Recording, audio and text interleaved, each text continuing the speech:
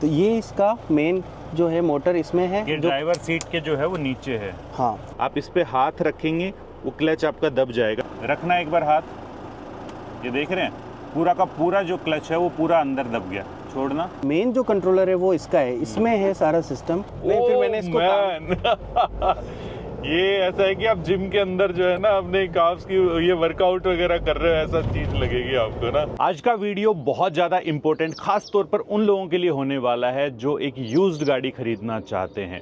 लगभग अगर 5 लाख तक का भी आपका बजट है, 5 लाख से नीचे का भी बजट है, तो ध्यान देने वाली बात है कि किस टाइप की आपको गाड़ी मिल सकती है। एक ऐसी बढ़िया गाड़ी लेकर के आए हैं आपके लिए जो कि हम लोगों ने बहुत ज़्यादा रेकमेंड करी थी, साथ ही साथ उसके अंदर अपने हिसाब से कस्टमाइजेशन करवा करके उसको इतनी ज़्यादा कंफर्टेबल बना लेते हो, लॉन्ग रूट वगैरह के ऊपर आपको जाने में कोई परेशानी नहीं होती है। मैं किस गाड़ी की बात कर रहा हूँ? मैं बात कर रहा हूँ होंडा मोबिलियो की। और इस मोबिलियो का ऐसा वैसा मत समझना, ये गाड़ी है डीजल वेरिएंट है और इसको अंदर क्या कुछ लगा हुआ है वो सारी चीज़ें भी हम आपको बताएंगे। उससे पहले मैं ओनर को बुलाना चाहता हूँ। जितेंद्र जी, बहुत बहुत स्वागत है, आप भी आ जाइए। उनके लड़के भी आए हैं। जितेंद्र जी आए हैं जयपुर से और ये गाड़ी है उनकी। ये इन्होंने यूज्ड गाड़ी खरीदी है, लेकिन एक बात, क्योंकि मुझे प्राइस का पता है तो थोड़ा बहुत मैं बताना चाहूँगा कि थोड़ी सी आपने महंगी ज़रूर ले ली।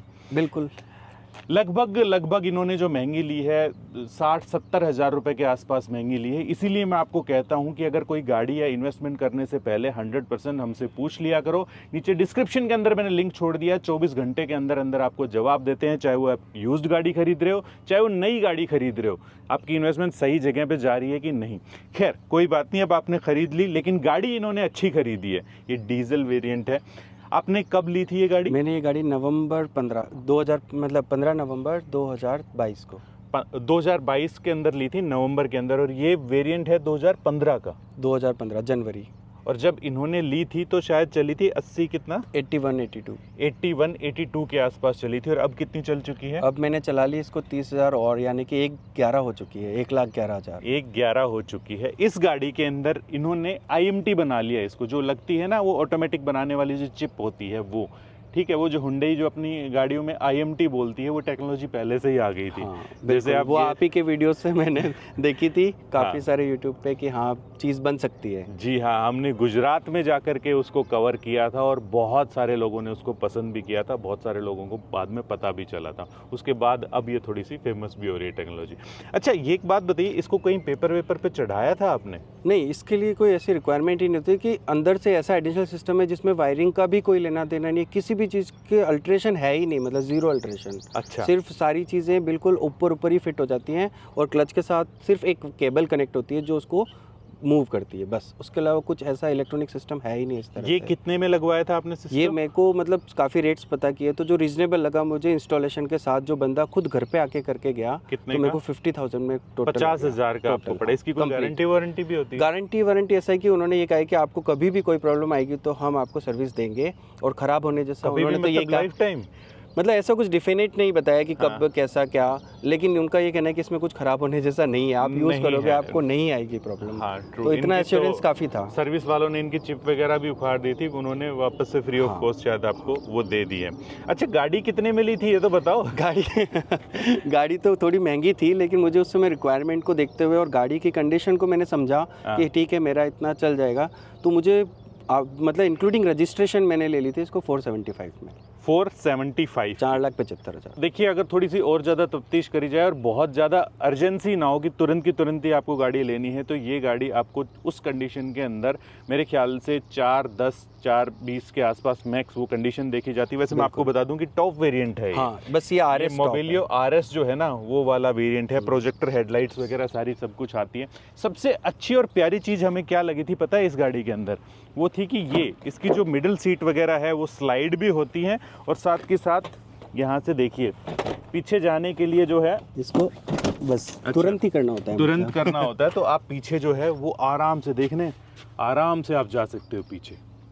तो ये इसका मेन जो है मोटर इसमें है, ये ड्राइवर सीट के जो है वो नीचे है। हाँ, और ये जो है इसमें तो मोटर है और जो केबल है जो उसको अपने क्लच को आगे पीछे करने के काम आती है।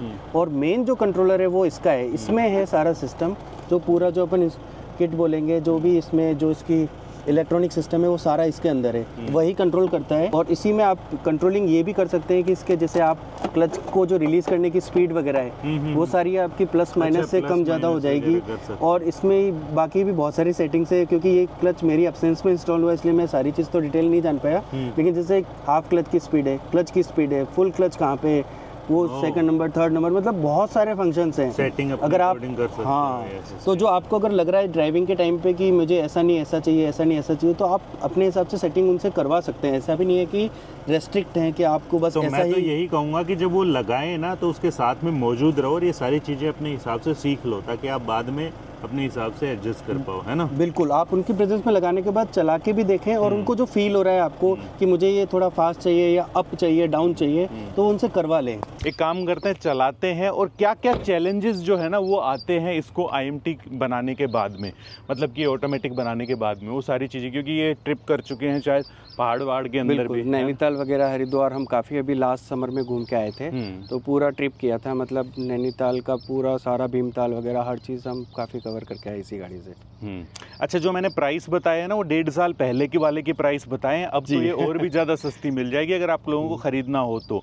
राजस्थान के अंदर मेरे ख्याल से गाड़ी चल जाती है। हाँ, ठीक है, 15 ईयर्स तक चलती है, 15 साल तक, और हमारे यहाँ आगे थोड़ा भी हो जाता है। हाँ, इस गाड़ी में बैठना और उतरना जो है ना वो बेहद आसान चीज़ है, लेकिन जो इस गाड़ी के अंदर सबसे खतरनाक जो चीज़ है, मतलब आवाज़ की मैं बात करूँगा, होंडा का डीजल इंजन है मेरे भाई, तो आवाज़ तो करेगा ही करेगा। आपको भी सुनाता हूँ कैसे।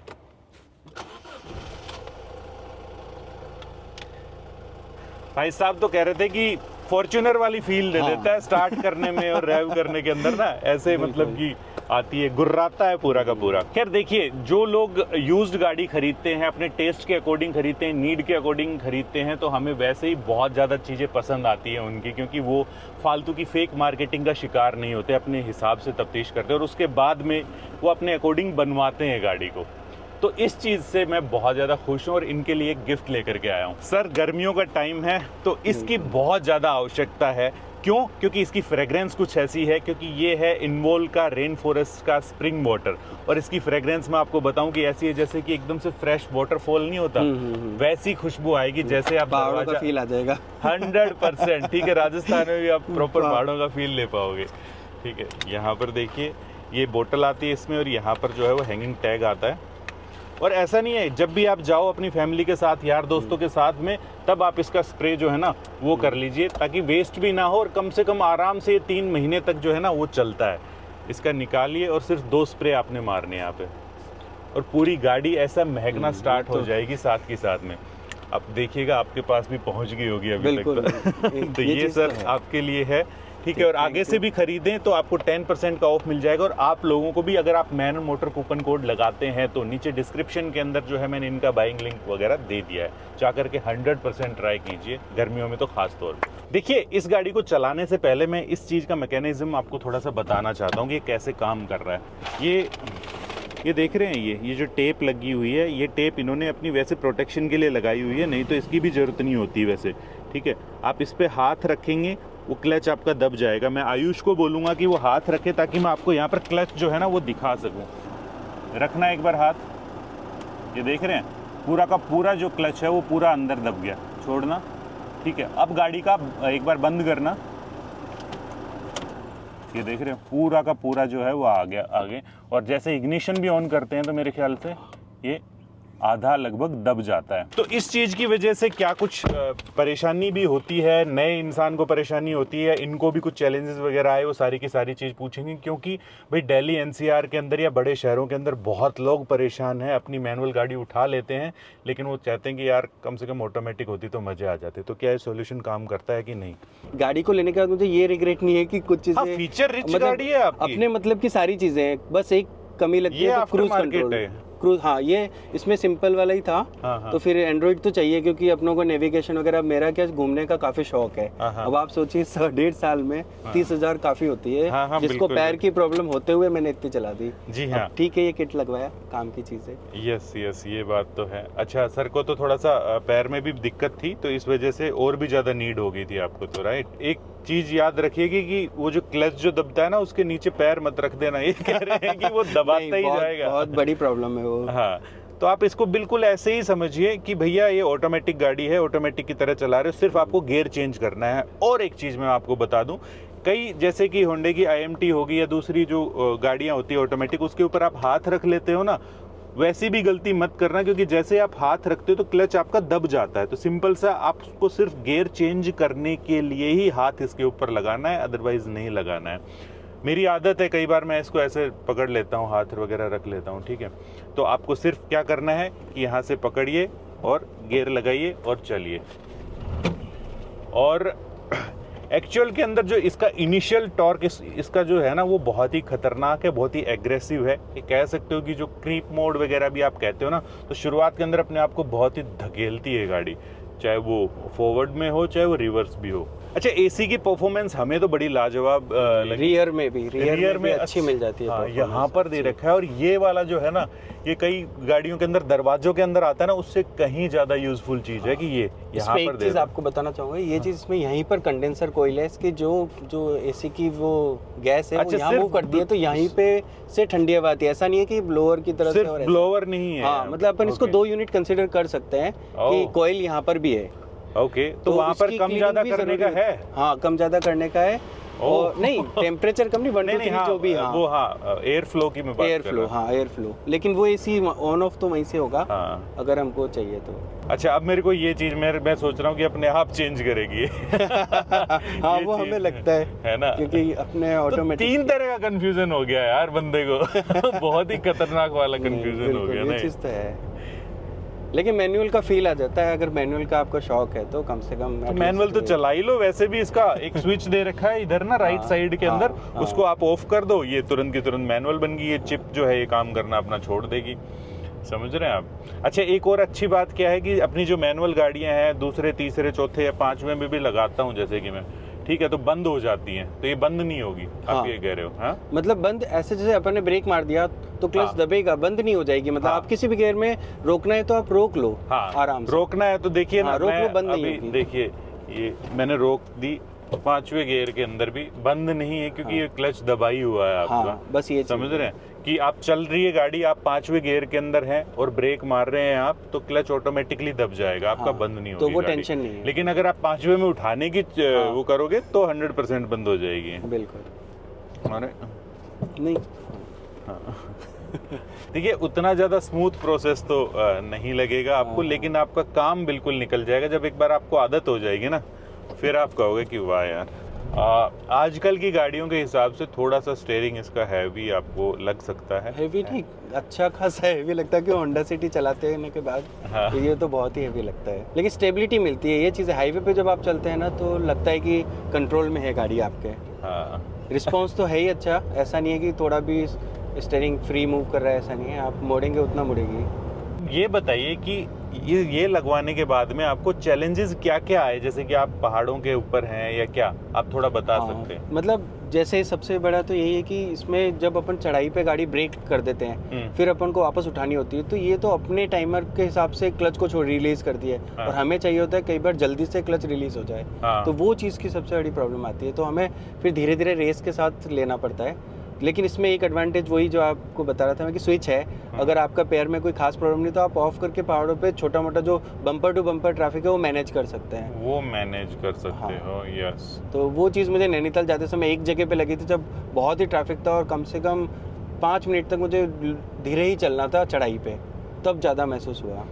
बाकी ऐसे दिक्कत नहीं आती। एक चीज़ और है इसके अंदर कि जैसे आप ब्रेक दबाते हैं ना, तो क्लच दबता है, ठीक है, साथ के साथ। तो सर बता रहे थे कि जैसे ही हम पहाड़ों पे ढलान के ऊपर हैं, तो वैसे तो आपको इंजन ब्रेकिंग करनी चाहिए, लेकिन कई बार ऐसी सिचुएशन बनती है कि आपको ब्रेक भी लगाने पड़ते हैं। तो मतलब जैसे हल्का आप भी पैर रखना पड़ जाता है कई बार। हल्का भी पैर रखते हो ना, तो क्लच आपका दब जाता है, तो उस टाइम में फ्री हो जाती है। समझ रहे हैं? तो ये एक वाली बात है। अब ऐसा हो गया ना कि मेरे को तुरंत की तुरंत ऐसा लगता है कि तुरंत की तुरंत आप हटा लो बस गियर चेंज करके ना। नहीं, लेकिन एक चीज़ है कि स्ट्रिप है, हैबिट है, तो आप उसको स्ट्रिप को ऐसी जगह पे मैनेज कर लो जो आपका टॉप पे हाथ रखने पे कोई दिक्कत नहीं है, या आपका कौन सा पार्ट है हाथ रखते समय जो फ्री रहता है, आप उधर स्ट्रिप रख लो, बाकी जगह अभी जैसे कि मेरा ये आदत है कि मैं ऐसे रख देता हूँ। हाँ, अब देख रहे हो, फ्री होगी ये गाड़ी, बिल्कुल। मतलब क्लच पूरा दब गया है और आप देखो। जब मैं ये गाड़ी चला रहा हूँ तो इस चीज़ का ध्यान जरूर रखिएगा कि ये 10 साल पुरानी लगभग गाड़ी है, मतलब कि हो जाएंगे कुछ टाइम के अंदर इसको 10 साल, ठीक है। उस हिसाब से आप इसको जज करना गाड़ी को। इंजन वाइज कोई परेशानी, कोई दिक्कत आई? बिल्कुल भी नहीं, मतलब मैं यही फील करता हूँ कि इंजन में मतलब सेकेंड हैंड गाड़ी लेने के बाद भी मुझे एक पैसे का काम नहीं कराना पड़ा इसमें, मतलब बिल्कुल कोई खर्चा हुआ ही नहीं, मतलब सिर्फ नॉर्मल सर्विसिंग भी वो कराई जो अपने 10,000 किलोमीटर पे इंजन ऑयल चेंज करना और ऑयल फिल्टर और एयर फिल्टर, बस। इसमें एक चीज़ ज़रूर थी कि एयर फिल्टर होंडा की गाड़ियों में नहीं आता है, इसका एसी का एसी फिल्टर ज़रूर इंस्टॉल आपको अलग से कटिंग करके फिर कराना चाहिए, क्योंकि होंडा तो देती नहीं है, लेकिन डस्ट इतना अपने यहाँ पे एनवायरनमेंट में आता है कि फिर वो कूलिंग कोयल वगैरह चौक होने का डर रहता है, तो वो मैंने अलग से फिर खुद से इंस्टॉल कराया। ये लोग तो पैक करके दे देते हैं होंडा की गाड़ियों में तो पता नहीं फॉरेन के हिसाब से करते होंगे। अभी जैसे कि ये देखिए रेड लाइट आ रही है यहाँ पर और मैं सिर्फ जो है वो ब्रेक लगाऊंगा तो गाड़ी बंद नहीं हो रही है, गाड़ी अभी चालू है। अब मैं आराम से इसको करके या तो फर्स्ट गियर के अंदर डाल लो, न्यूट्रल पे खड़े रहो। इसको आप सेकंड में भी उठा सकते हैं, अगर आप धीरे धीरे ब्रेक छोड़ेंगे तो क्लच भी धीरे धीरे ही आएगा। ये भी चीज़ है थोड़ी सी कि आप हाफ क्लच का एडवांटेज ले सकते हैं कि ब्रेक को जितना धीरे धीरे रिलीज कर रहे हैं क्लच भी उसी हिसाब से वापस आ रहा है। ट्रू। तो ब्रेक क्लच का भी थोड़ा बहुत काम कर देता है कि क्लच को रिलीज करने का कंट्रोल अपन ले सकते हैं। एक सिंपल सी बात है कि होंडे की IMT के अंदर क्या होता है कि आप 4th या 5th के अंदर अगर वो कर लेते हैं तो गाड़ी वहाँ पर बंद नहीं होती है। अगर उठाने की कोशिश करते हैं ना तो वो बट बीप बीप बीप की आवाज़ देना शुरू कर देती है। वो कहती है कि भाई छोटा गियर लगाओ और फिर उठाओ। हाँ, ये गाड़ी बंद हो जाएगी बस। बाकी तो आज सही बताऊं तो इस गाड़ी को लेने से पहले आप लोगों के जो वीडियोस में रेगुलर देखता ही रहता था, लेकिन पर्टिकुलरली सर्च कर करके कि कुछ ऐसी चीज़ गाड़ी जो मतलब स्पेशियस हो, कंफर्टेबल हो, जिसमें मेंटेनेंस कम हो। फिर इस किट के बारे में भी फिर आप ही के वापस पुराने वीडियोस को फिर रिपीट करके पूरा समझा। उसके बाद लेने में मैंने थोड़ा टाइम लगाया, ऐसी बात नहीं कि ये वाली लूँ कि मोबिलियो मतलब डिसीजन, क्योंकि मैंने कभी चलाई भी नहीं थी। वो आपके वीडियो से ही मैंने सारा जज कर लिया कि ये गाड़ी कैसी है, क्या है और मेरे लिए कितने काम की है। मोबिलियो गाड़ी बहुत अच्छी है, बहुत प्यारी है, ठीक है। मार्केट में कम अवेलेबल है, बहुत कम मिलती है। और एक चीज क्योंकि ये थोड़ी सी ऑफ बीट गाड़ी है तो आपको काफी सस्ते प्राइस के अंदर मिल जाती है, ठीक है, मिल सकती है। तो ये चीज थोड़ा सा एक बार ध्यान में रखना।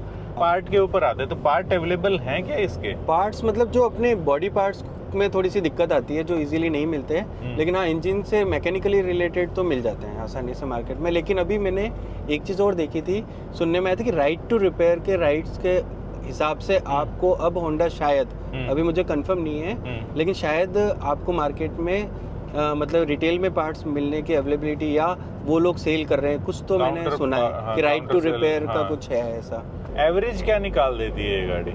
अब मेरे से कम निकलता है अच्छा। लोग बात तो मोबिलियो डीजल का मतलब आराम से 20-21 एक दो बार मैंने ड्राइवर को के साथ भेजी। बहुत बड़ा रीजन और भी हो सकता है कि ये कई दफा ना हाफ क्लच जो है ना वो दबा करके रखता है। हाँ, क्योंकि मैं तो वैसे चलाता हूँ इसके किट के साथ ही, और जब ड्राइवर को देता हूँ तो मैनुअल करके देता हूँ। तो अभी ड्राइवर ने कम से कम 1600 किलोमीटर का ट्रिप करके आया वो, तो मतलब उसने एवरेज निकाल दिया 21.7। देखिए, हाँ ना, हाँ, तो ये एक बहुत बड़ा फर्क हो जाता है। अच्छा, एक बात मेरे को ये लगी यार कि ये इतनी पुरानी होने के बाद ना इसका इंजन जो है वो मेरे को इसकी बॉडी से कहीं ज्यादा नया लग रहा है ठीक है, तो ये चीज अब आप सोच लो कि जो टोयोटा की लोग रिलायबिलिटी की बात करते हैं तो ये चीज होंडा में भी है, रिलायबिलिटी लोग उसको कंसीडर नहीं करना चाहते। भाई साहब, जापानीज के इंजन के ऊपर डाउट करना मतलब कि बहुत बड़ी चीज होती है।